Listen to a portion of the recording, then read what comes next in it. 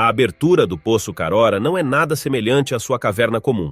Localizada dentro do acidentado Cáucaso Norte, esta caverna vertical mergulha profundamente na terra, com paredes feitas de blocos de pedra maciça encaixados com uma precisão quase sobrenatural.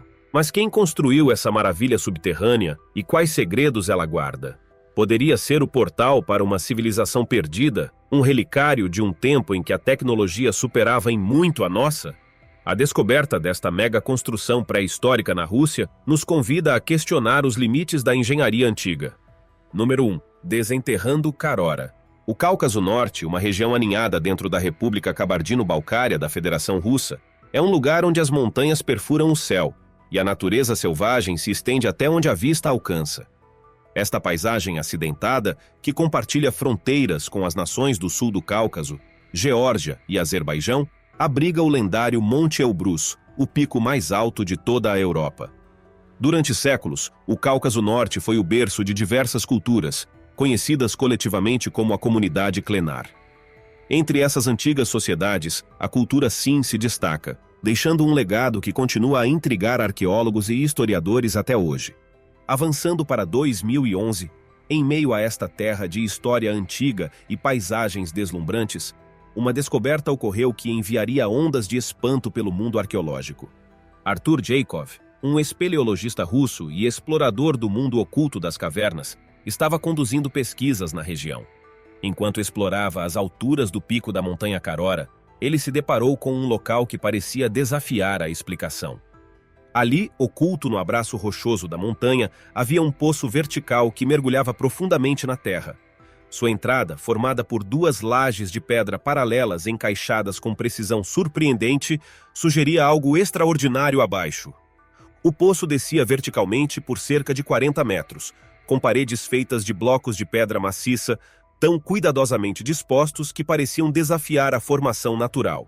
As paredes eram retas e verdadeiras, polidas a uma suavidade quase sobrenatural, sua construção levando a marca inconfundível de um design inteligente. O que aguardava no fundo desse poço era ainda mais impressionante. A passagem se abria em um vasto salão subterrâneo, cuja escala revelava o imenso esforço necessário para criá-lo. As paredes da câmara subterrânea, como as do poço, foram construídas com enormes blocos megalíticos precisamente encaixados. Esses blocos, alguns tão grandes que lembravam colunas antigas, estavam interligados com uma precisão tão grande que as lacunas entre eles eram quase imperceptíveis em alguns lugares. Alcançar este salão escondido não era uma tarefa fácil. A entrada do poço era estreita, medindo apenas 1 metro por 40 centímetros, um desafio mesmo para os exploradores mais esguios. Aqueles que se atreviam a descer tinham que navegar por uma série de saliências e poços verticais adicionais, cada um mais desafiador do que o anterior.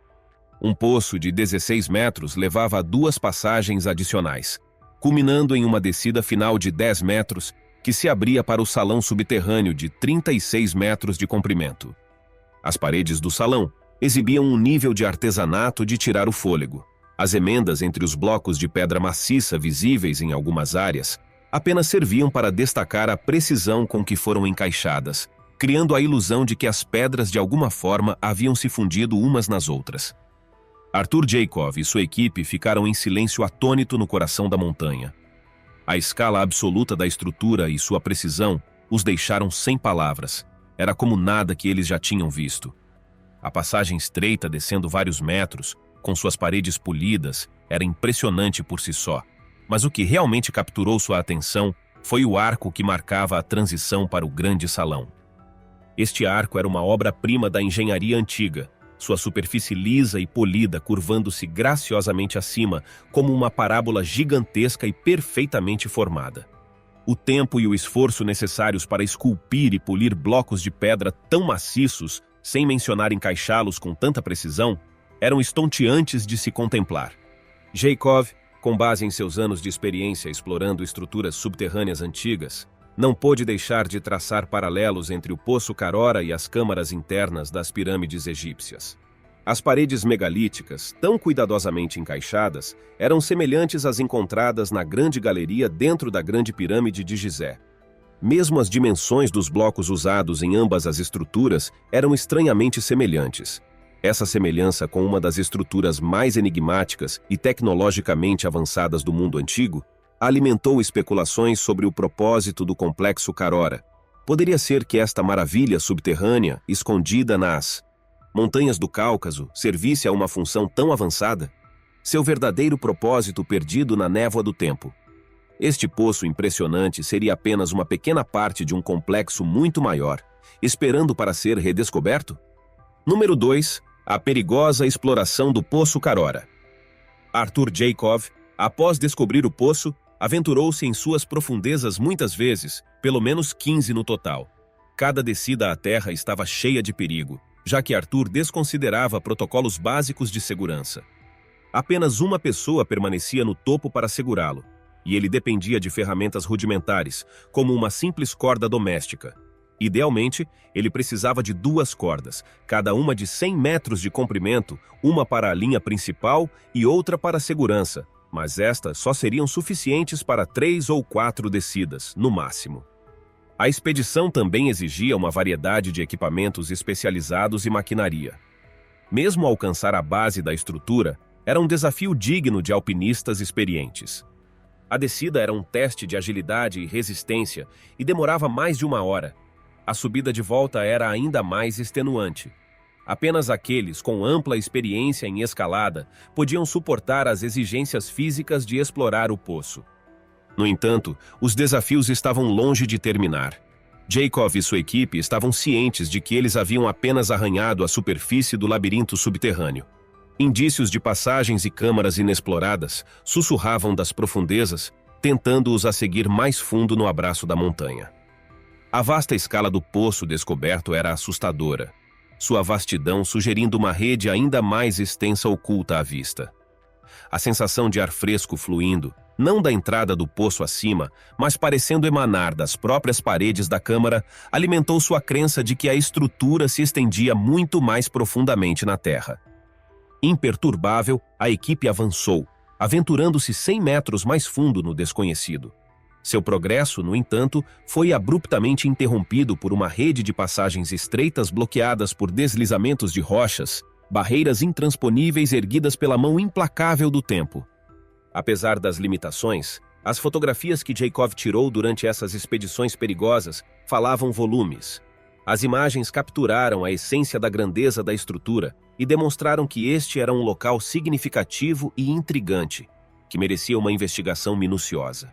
À medida que Jacob e sua equipe juntavam suas observações, uma verdade singular se tornava esmagadoramente clara.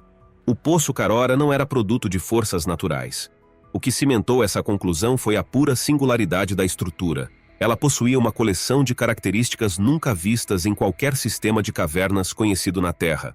As paredes paralelas perfeitamente lisas, polidas a um brilho que sugeria uma mão deliberada e proposital, eram diferentes de qualquer formação rochosa natural. Blocos retangulares maciços, suas bordas perfeitamente retas e suas superfícies se encontrando com uma precisão extraordinária, formavam a espinha dorsal da estrutura. Somando-se ao enigma, estava a presença de uma substância semelhante a cimento entre esses blocos encaixados com precisão. Além disso, a ausência das rachaduras oblíquas comuns encontradas em formações de tufo naturais solidificou ainda mais sua crença de que essa estrutura era tudo menos natural. No entanto, a questão que pairava como uma sombra nas profundezas da montanha era como?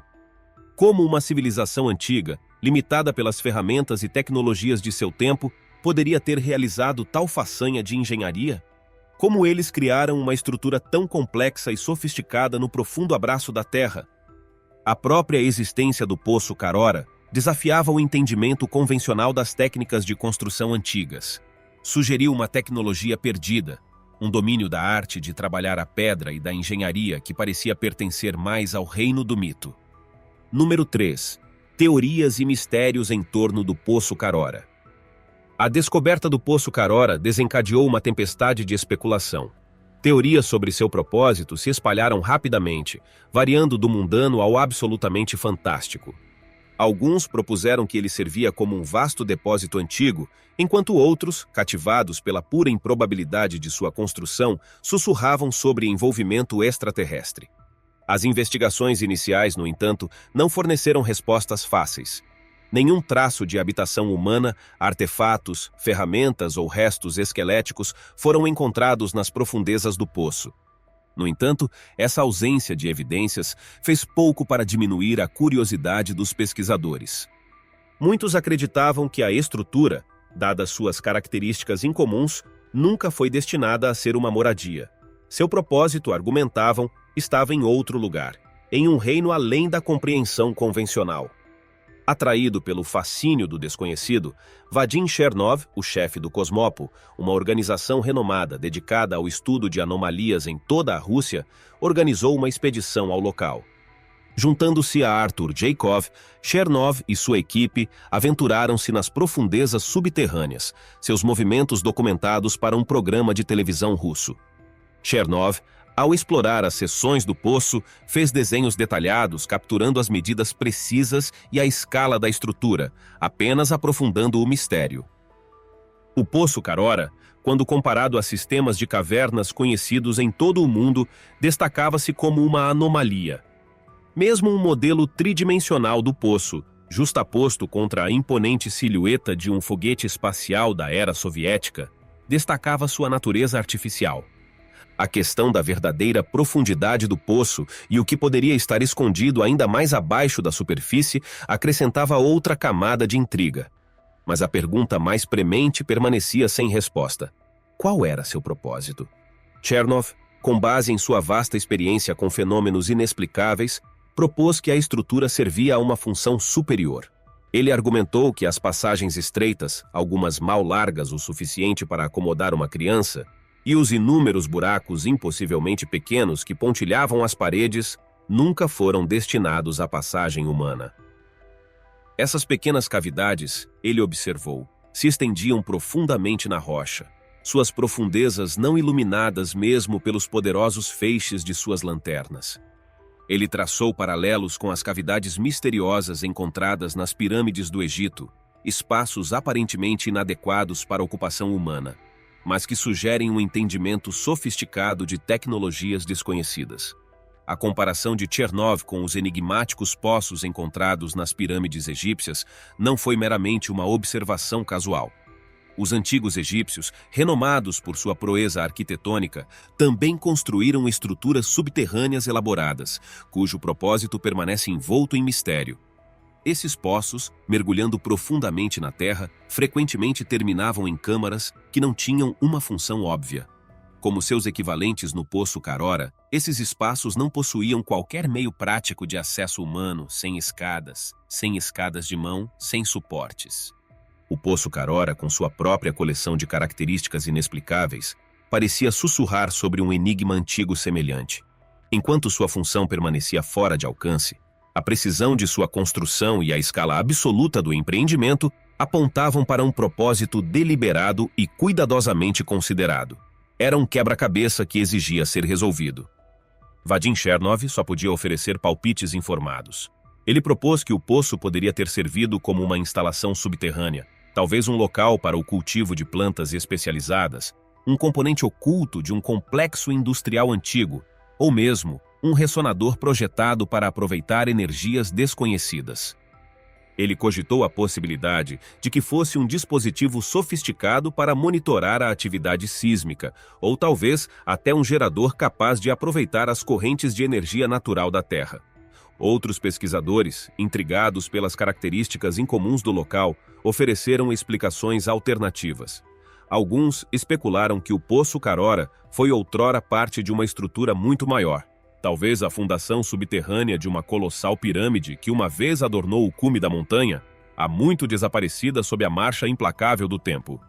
Alpinistas experientes que exploraram as profundezas do poço notaram o fluxo constante de ar circulando em suas profundezas, sugerindo um sistema de ventilação de complexidade extraordinária e insinuando uma estrutura projetada para regular o fluxo de ar e, talvez, até a temperatura. O verdadeiro propósito do Poço Carora permaneceu tentadoramente elusivo, um mistério implorando por uma solução. Número 4. Escolha dos inscritos. Antes de continuarmos com o restante do vídeo, aqui está a escolha dos inscritos de hoje. Nesta imagem cativante, Vemos um explorador aventureiro navegando por uma câmara subterrânea impressionante. As paredes são lisas e cuidadosamente esculpidas, exibindo um nível de artesanato impressionante. A imagem à esquerda mostra um homem descendo cautelosamente em um poço profundo e estreito, com cordas fornecendo suporte e segurança.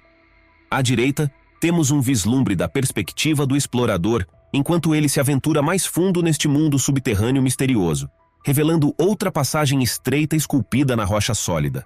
A mega construção subterrânea pré-histórica encontrada na Rússia soa como uma manchete saída de um romance de ficção científica.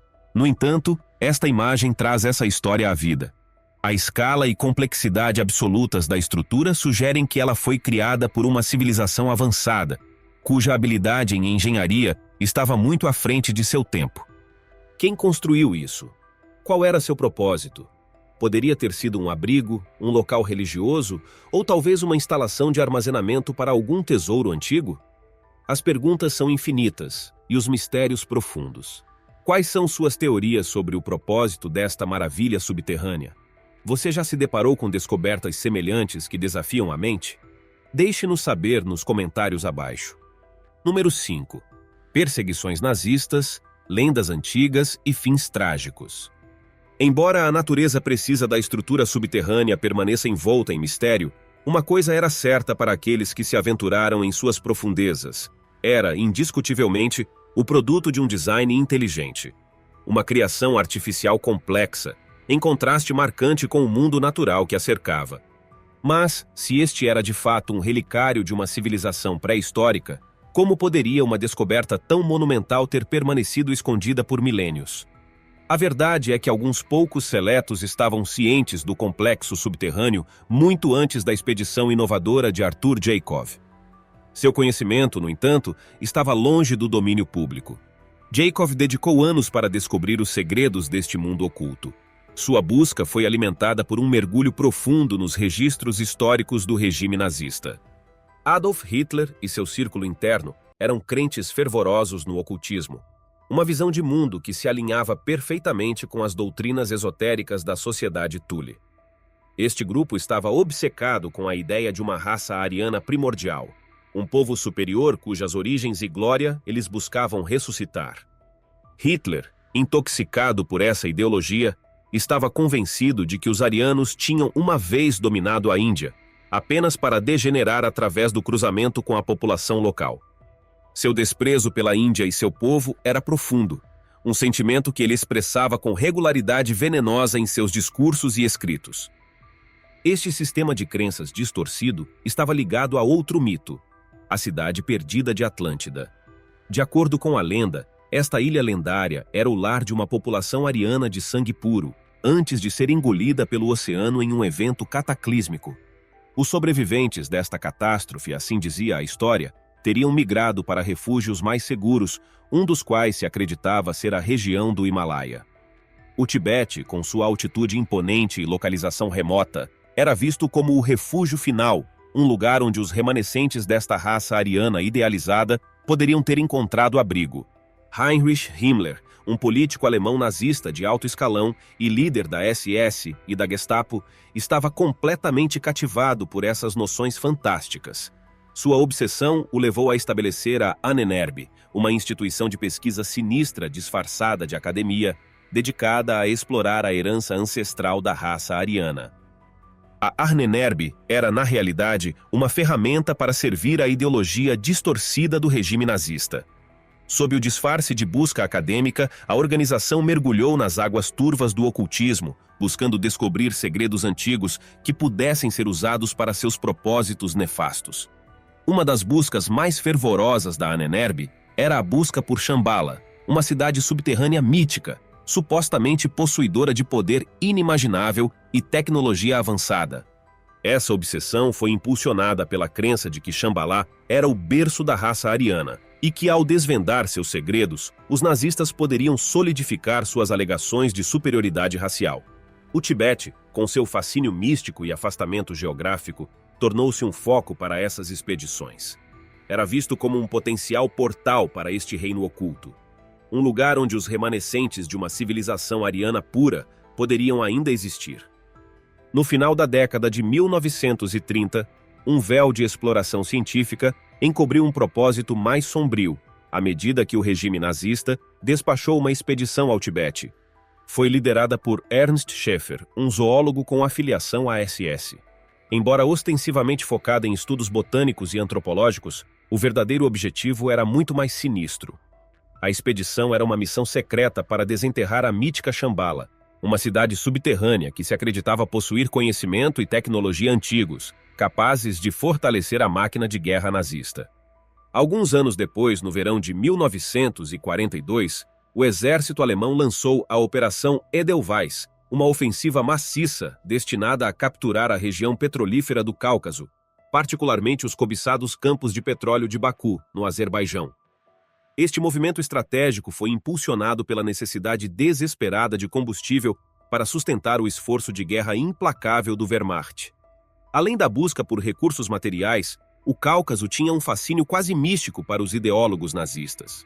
Membros da Ahnenerbe, a instituição de pesquisa nazista dedicada a encontrar evidências científicas para a supremacia ariana, estavam convencidos de que a região era o berço da civilização ariana antiga.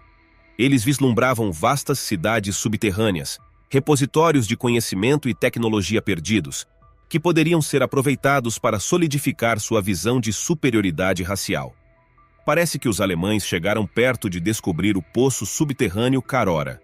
Perto da entrada deste poço, no topo da montanha, eles gravaram uma suástica em um afloramento, possivelmente como um marcador pelos pesquisadores nazistas que acreditavam estar prestes a descobrir a cidade subterrânea dos arianos. O que é ainda mais intrigante é que uma gravação de suástica mais antiga, não relacionada aos alemães, também foi encontrada na região. Este símbolo antigo poderia ter sido deixado pela civilização avançada que construiu o Poço Karora. Será que os nazistas estavam imitando essas pessoas antigas com sua suástica e ideologia? Foi através desta intricada teia de história, mito e obsessão que Arthur Jacob encontrou seu caminho para o complexo subterrâneo. Jacob conseguiu descobrir o Poço Karora não apenas através de seu conhecimento de sistemas de cavernas, mas também por meio de sua pesquisa no ocultismo e em textos e lendas antigas da região. Ele aprendeu que o Cáucaso Norte era rico em lendas antigas de vastas cidades subterrâneas e cavernas, passadas de geração em geração. Jacob acreditava que sua descoberta do Poço Karora era apenas o começo, convencido de que inúmeras outras estruturas notáveis e cidades subterrâneas estavam escondidas nas profundezas das montanhas, esperando para serem descobertas. No entanto, assim que o véu começava a se levantar sobre os segredos ocultos sob as montanhas do Cáucaso, uma onda arrepiante de infortúnios varreu a comunidade de pesquisa.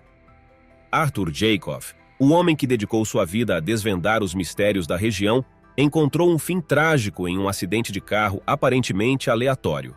Isso ocorreu pouco depois de ele ter feito uma descoberta inovadora. As coincidências sinistras se aprofundaram quando Viktor Chernov, uma figura líder no campo e colaborador próximo de Jacob, sucumbiu ao câncer apenas 2 anos depois. Suas mortes não foram incidentes isolados. 3 outros pesquisadores envolvidos no projeto também pereceram em circunstâncias misteriosas. Essas mortes prematuras lançaram uma longa sombra sobre toda a investigação. Hoje, as informações sobre o Poço Karora e as explorações subsequentes no Cáucaso são escassas. A busca outrora promissora para desvendar os segredos antigos da região foi envolta em um véu impenetrável de mistério. Número 6. Artesanato humano ou fenômeno natural vulcânico? Uma das questões mais intrigantes em torno do Poço Karora é sua construção. O consenso esmagador entre os especialistas, incluindo renomados geólogos, é que esta colossal estrutura não é uma obra da natureza, mas uma maravilha da engenharia antiga. Os blocos retangulares precisos, encaixados com incrível precisão, como peças de um quebra-cabeça colossal, na ausência de fraturas naturais na rocha de tufo, são indicadores inegáveis de intervenção humana. Mas como uma façanha dessas poderia ter sido realizada? Para os engenheiros modernos, os desafios parecem intransponíveis. A escala absoluta da operação, a precisão exigida e a aparente falta de maquinaria pesada nos tempos antigos criam um enigma desconcertante. Será que os construtores conseguiram extrair blocos de pedra maciça da montanha e de alguma forma baixá-los centenas de metros na terra? Ou é possível que as pedras tenham sido moldadas no local, talvez usando técnicas e ferramentas além de nossa compreensão atual? Algumas teorias propõem que os construtores possuíam um conhecimento avançado de ciência dos materiais. Talvez tenham descoberto uma maneira de amolecer a pedra, tornando-a maleável o suficiente para ser moldada e depois endurecida no lugar, como modelar argila. Outros sugerem o uso de substâncias semelhantes ao concreto, com os blocos moldados em formas, em vez de esculpidos em rocha sólida. Essas hipóteses são inspiradas por debates semelhantes em torno dos métodos de construção de civilizações antigas, como os Incas, cujo trabalho em pedra impressionante desafia explicações fáceis. Independentemente do método usado, os construtores do Poço Carora exibiram um domínio impressionante de engenharia e arquitetura. Seu conhecimento e capacidades ultrapassam em muito qualquer coisa que possamos explicar atualmente, deixando-nos a imaginar a verdadeira extensão da engenhosidade humana no passado distante. No entanto, Vera Davydenko, chefe da expedição de exploração geológica de Kabardino-Balcária, tem uma perspectiva diferente. Realista de coração, ela acredita que a natureza é capaz de criar formações surpreendentes. Em sua visão, o Poço Carora era essencialmente uma acumulação solidificada de detritos vulcânicos. Esses detritos, compostos de cinzas vulcânicas, fragmentos de lava, material vulcânico vítreo e pedaços menores do extrato do vulcão, foram ejetados durante uma erupção vulcânica. O calor intenso desses materiais, ao serem depositados, levou à formação de rachaduras à medida que esfriavam e solidificavam. Consequentemente, toda a massa de tufo se assemelhava a um quebra-cabeça colossal, fraturado em incontáveis blocos. Davydenko postulou que o Poço Carora era uma dessas fraturas naturalmente ocorridas, distinguida por suas superfícies lisas e cortadas de maneira limpa. Essas fraturas, ela argumentou, eram resultado de forças gravitacionais agindo sobre a massa de tufo fraturada. No entanto, apesar dessas teorias convincentes, o Poço Carora continua a envolver suas origens e propósito em um véu impenetrável de mistério. O poço, com sua coleção de características enigmáticas, pode muito bem conter a chave para desvendar um capítulo esquecido na história humana. Se você tiver gostado do vídeo, deixe seu like e inscreva-se no canal. Continue por aqui e assista a mais vídeos, escolhendo um dos vídeos que estão na tela. Cuidem-se, amigos!